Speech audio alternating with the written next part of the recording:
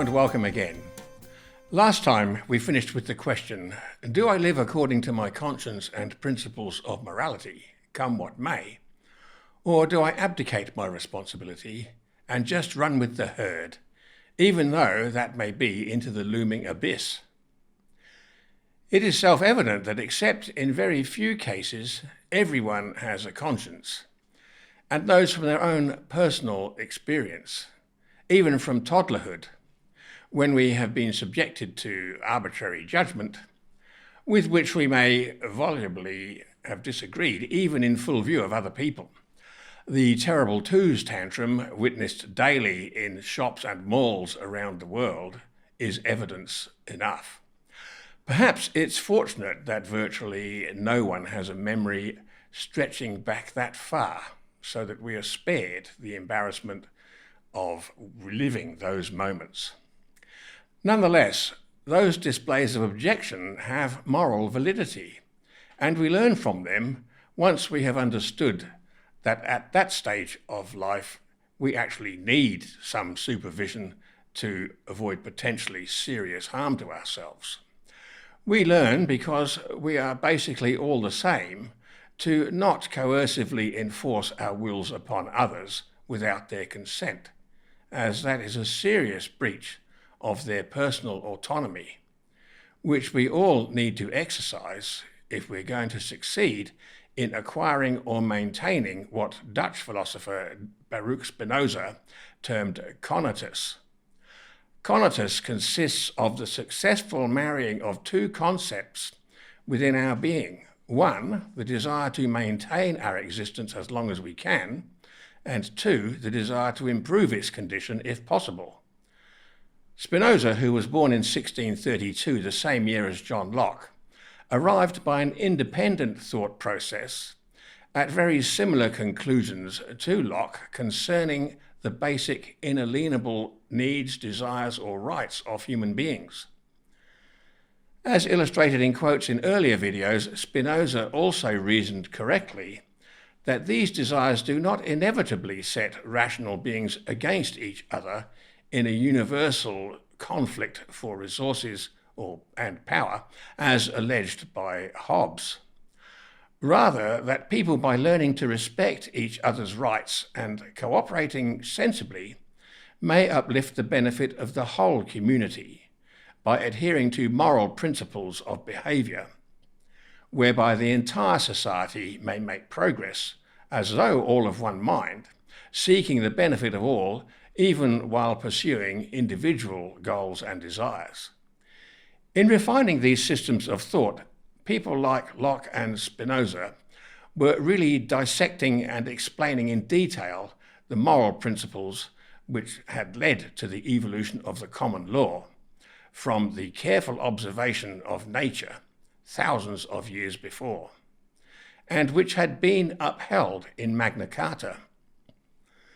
This development of ideas in parallel by men who had no direct personal contact with each other has interesting reflections in the scientific realm as well. A famous example is the independent development of the calculus branch of mathematics by both Gottfried Leibniz of Germany and Sir Isaac Newton of England. Those of a curious bent may like to divert some attention for their own interests as to how these differing disciplines of science and philosophy often overlap or intertwine, indicating the concept of all truth belonging to one great whole. Am I digressing? Let's see. So how does the question expressed at the opening of this talk have bearing upon those in the police force? The answer revolves around the concept of why there are police at all. Strictly speaking, the office is one of constable, which, as we saw previously, derives its name from the Latin root con, meaning with, and stable, meaning secure or steady. The constable is thus charged with keeping and maintaining order and peace in their respective communities.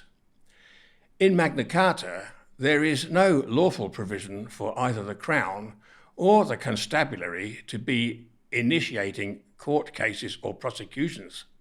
That is the responsibility of offended parties and is to be publicly funded, with judgment in all aspects pertaining to the cases to be the responsibility of the jury.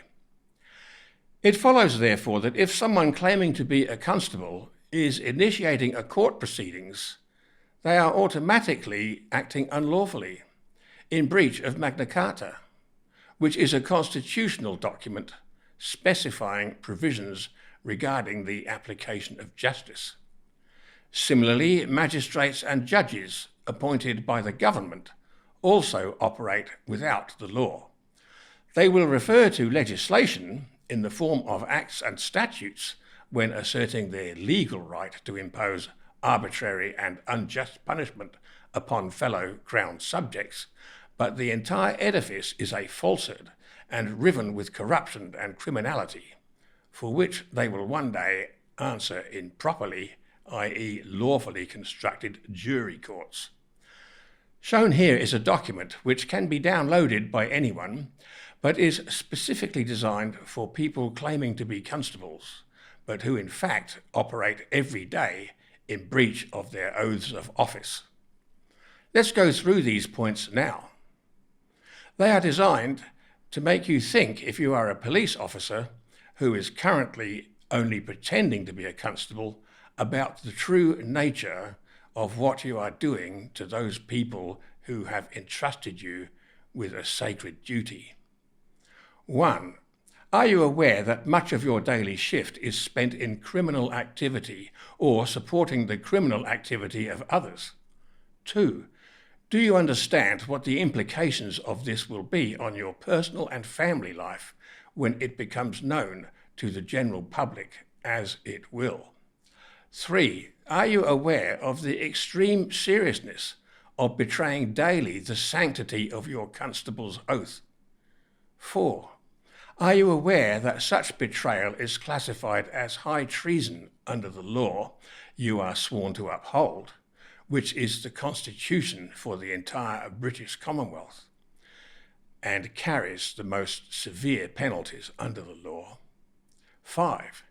Do you realise that your constable's oath means your role is delegated to you by the monarch to protect individual rights from all who seek to violate them, including the legislative branch of government, as the monarch is duty-bound by oath to defend the people's right to self-determination from parliamentary tyranny?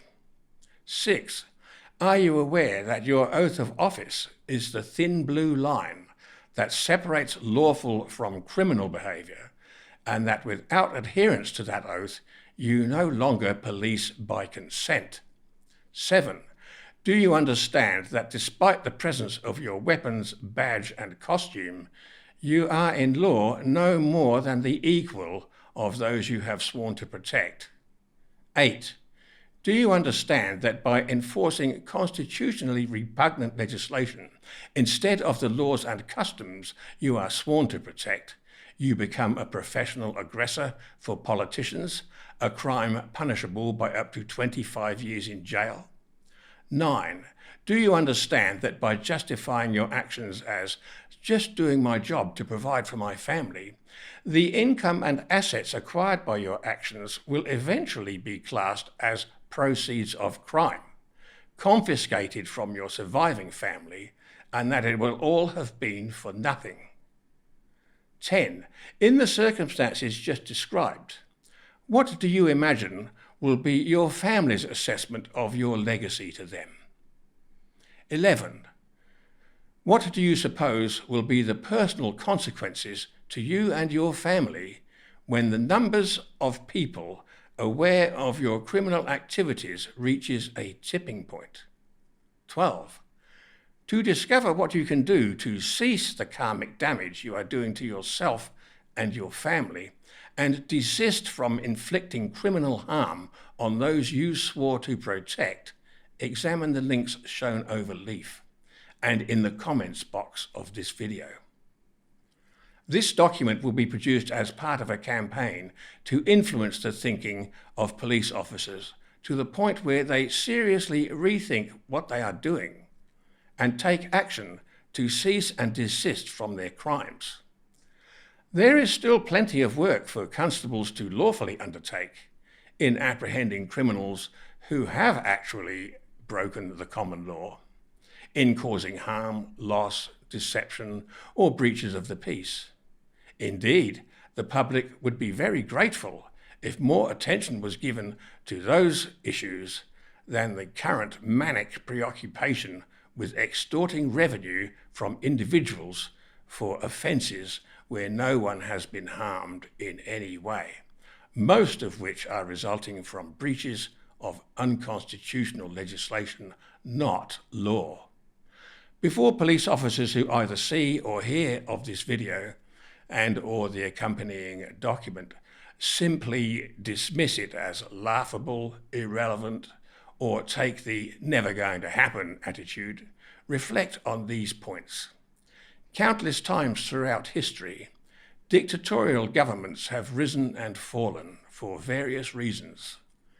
Regimes change, and when they do, if there are elements of such regimes which the people have come to despise, those elements often find that their prospects have little currency in the new circumstances. Any undergraduate psychologist can tell you that when people fear something, they eventually come to hate it. Whether that hatred is justified is irrelevant, because it will almost certainly find expression when widespread enough. If you have come to develop any degree of contempt for those you are sworn to serve because you perceive that you have some coercive power over them, you are in danger, both spiritual and physical, if you are involved in creating fear in those you're supposed to serve. We're all familiar with the old saying, there's no honour among thieves. And if you are involved in extorting money unlawfully, you're a thief. There's no point trying to deny it.